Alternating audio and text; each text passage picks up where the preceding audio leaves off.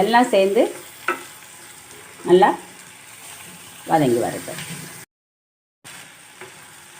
நல்லா வெங்காயம், பூண்டு, மணத்தக்காளிக்காய் எல்லாம் நல்லா வதங்கி வந்துடுச்சு. இந்த நேரம் நம்ம எடுத்து வச்சுருந்த புளியை கரைச்சி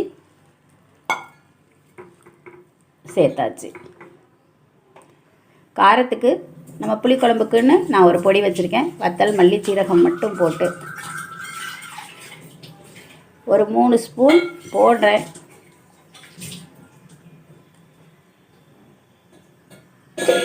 நீங்கள் என்ன பொடி வச்சுருக்கீங்களோ அதை சேர்த்துக்கோங்க. கொஞ்சமாக மஞ்சள் பொடி சேர்த்துக்கலாம்.